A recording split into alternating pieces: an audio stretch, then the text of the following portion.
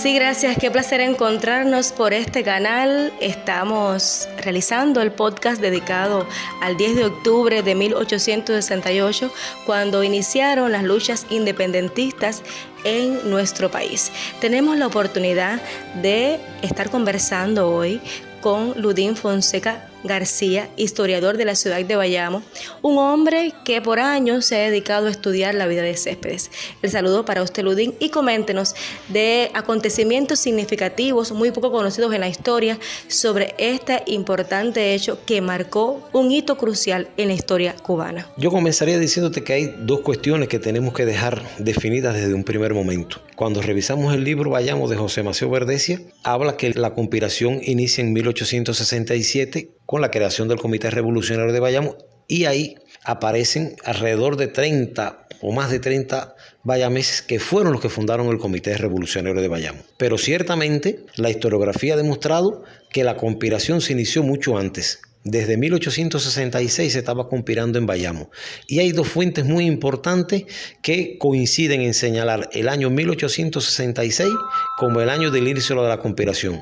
En primer lugar, el libro de Dionisio Novel Ibáñez, por la parte española, él señala que en el año 1866 ya existían manifestaciones en Bayamo de la conspiración. Y por otra parte, Calixto García, quien después llegaría a ser un mayor general del Ejército Libertador, dice que se incorporó a la conspiración en Bayamo en el año 1866. Por lo tanto, no quedan dudas que el año 1866 marca un momento importante de inflexión en la historia de la nación cubana, porque es el momento en que se inicia la última de las conspiraciones independentistas en Cuba. Después de esto vendrá la fase militar de la guerra con el alzamiento el 10 de octubre de 1868. Un segundo tema que tenemos que dejar bien definido se refiere a la salud financiera de los hombres que inician la conspiración y posteriormente van a la guerra. Durante muchos años, y esto partió de la historiografía española, se ha dicho que los bayameses iniciaron la conspiración porque estaban arruinados. Los bayameses que inician la conspiración, pero no solamente los bayameses, tenemos que unir también a los manzanilleros, a muchos tuneros, a muchos holguineros, tenían excelente salud financiera. No quiere de esto decir que algunos estuvieran en ruina, que no tuvieran un centavo en su bolsillo, pero como clase social no era una clase que estaba arruinada, o como un historiador se le ocurrió decir que la oligarquía bayamesa fue a la guerra porque estaba postrada. Ningún ser humano, ninguna sociedad que esté postrada puede ir a una guerra. Es algo totalmente incoherente. Entonces ellos van a la guerra porque simplemente habían desarrollado durante muchos años proyectos de desarrollo. Proyectos de desarrollo que tenían que ver con la creación de líneas ferroviarias, que tenía que ver con la modernización de ingenios azucareros, que tenía que ver con la concreción de importantes cafetales en esta región, que tenía que ver con proyectos de dragado del río Cauto. Entonces eran hombres que tenían un pensamiento muy avanzado, como dice Céspedes en su poema Contestación, que muy pocas veces se cita este poema y para mí tiene un valor enorme para conocer el pensamiento de Céspedes y de esa generación. Dice Céspedes que cuando llegaron aquí a Bayamo, después de haber tenido su periplo europeo de estudios universitarios, Céspedes dice: me quise convertir en el apóstol de las máquinas y el ruido. ¿Qué quiere decir eso? Que Céspedes venía con la idea del desarrollo industrial. ¿Por qué? Porque en su mayoría todos estos hombres habían estudiado en España. ¿Pero en qué lugar de España habían estudiado? En Barcelona, que era el centro de desarrollo industrial más importante que tenía España en esos momentos. Entonces ellos vienen permeados de esas ideas y no podemos desconocer la influencia que pueda tener el medio en la formación de estos hombres. Entonces, cuando hacemos una valoración del pensamiento de ellos, nos damos cuenta que más bien lo que estaban era propugnando por un desarrollo diferente, alternativo al que había desarrollado España e incluso al que desarrollaba la sacarocracia occidental, porque ellos habían desarrollado proyectos sin contar con el apoyo de las autoridades gobernativas españolas. Pero los sacarócratas del occidente, los esclavistas del occidente, todos los proyectos que desarrollaban siempre buscaban el apoyo y el financiamiento de las autoridades españolas. Por eso es que el pensamiento independentista de esta región es tan importante valorarlo en ese contexto, pero también es muy importante valorar lo radical que fue ese pensamiento, porque ya desde mucho antes, desde la década de 1850, estaban desarrollando proyectos que no tenían absolutamente nada que ver con el apoyo de las autoridades españolas, y esto será algo que definirá su pensamiento y su actuar futuro. ¿Qué otros elementos entonces aportaron a que Céspedes fuera el iniciador de estas luchas? Y justamente en Manzanillo, en el ingenio de Majagua, fue donde se decide darle la libertad a los esclavos y de esa manera pues seguir o iniciar un periodo de guerra dentro de Cuba. Carlos Manuel de Céspedes es bayamés, pero no está entre los que fundan el Comité Revolucionario de Bayamo. Se incorpora a la conspiración posteriormente. Desde un primer momento, Céspedes tuvo un pensamiento muy radical para su época. Siempre estuvo incidiendo en la necesidad de que la revolución no se podía aplazar por más tiempo. Si tomamos como fecha 1866 del inicio de la conspiración, habían transcurrido hasta 1868 2 años que los bayameses, tuneros, camagüeyanos estaban conspirando para alzarse. Pero no se llegaba a un acuerdo, una conclusión. ¿En qué momento nos vamos a alzar? Entonces, la decisión de la fecha era un problema. Todo el mundo tenía un criterio distinto hasta que al final, ya en el año 1868, se decide, o algunos proponen, que la guerra se debía iniciar después de que terminara la zafra en el año 1869. Era más tiempo. Entonces, hay una frase que Céspedes dice que es muy cierta. Las conspiraciones que se preparan mucho corren el riesgo de que sean delatadas o que sean descubiertas por el enemigo. Y por eso Céspedes estuvo siempre presionando para que la fase militar de la conspiración se iniciara lo más rápido posible. Se discutió mucho sobre ese tema hasta que finalmente se llega al acuerdo de que si uno de los conspiradores se veía en peligro de ser sorprendido y capturado por las autoridades españolas, se alzara. Y es lo que hace Carlos Manuel de Céspedes. Hay una orden de detención, se corren los rumores que van a capturarlo a él y a otras personas, y él decide alzarse. Por eso es que 100 años después de ese hecho, Fidel de Majagua dice que Céspedes simbolizó el espíritu de los cubanos.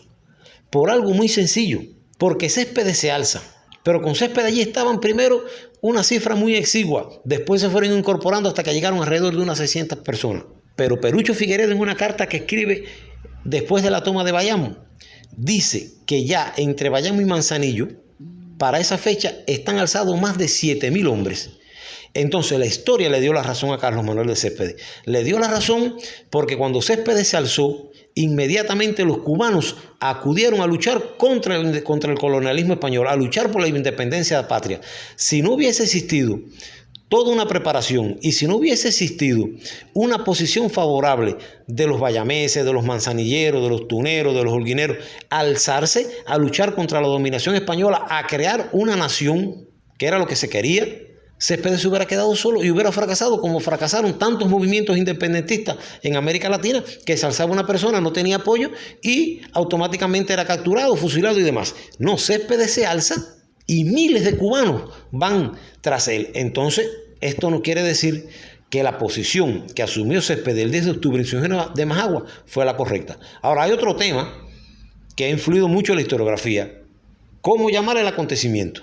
Tú revisas por ahí en cualquier lugar y te está hablando del grito de Yara. No es grito de Yara, es un error.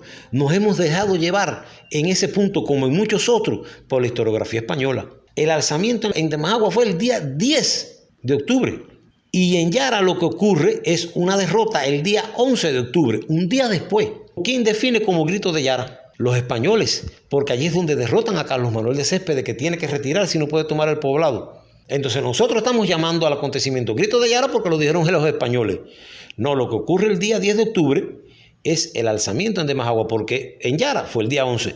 Entonces, muchas veces debemos ser cuidadosos a la hora de utilizar esos conceptos sin discriminarlos, porque estamos haciéndole daño a la historia. No estamos hablando y no estamos reconociendo el valor del hecho que ocurrió un día antes. Le estamos restando incluso tiempo a lo que ocurrió.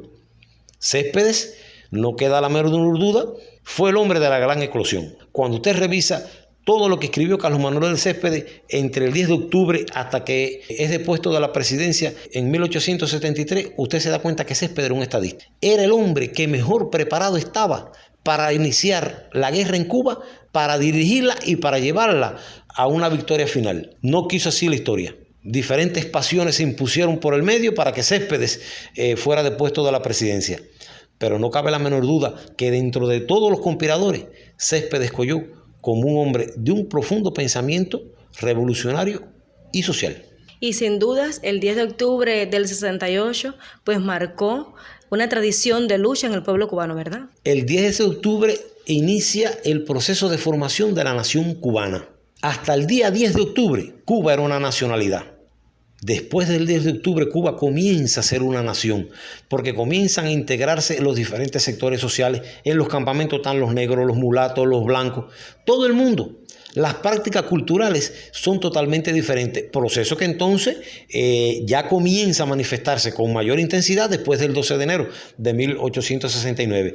Pero no cabe la menor duda que el 10 de octubre significa un parteaguas en la historia de Cuba, porque inicia el proceso de formación de la nación cubana, pero también significa un parteaguas para la historia de América Latina y para la historia de España, porque con la guerra que inicia Carlos Manuel de Céspedes se pondrá fin al imperio español que surgió en el siglo XV, cuando llega Cristóbal Colón a estas regiones, porque la guerra que se inicia en Cuba es la última de las guerras independentistas, que terminará en el año 1898 con la derrota española, y la derrota española significa la pérdida para España de Cuba, Filipinas y Puerto Rico, lo último que quedaba del gran imperio que se estableció en el siglo XV.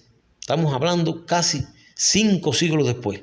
Y ese es el mérito de Carlos Manuel de Céspedes, que fue el hombre que simbolizó el inicio del fin de la dominación colonial en América Latina. Muchísimas gracias a usted, Ludín Fonseca García, historiador de la ciudad de Bayamo, que nos ha acercado hoy a un poco de la historia de Cuba a través de un acontecimiento que ha sido significativo en nuestro país y es el 10 de octubre de 1868. Comparta nuestro podcast, comente y déjenos saber también qué le gustaría a usted conocer sobre este acontecimiento tan importante para nuestro país.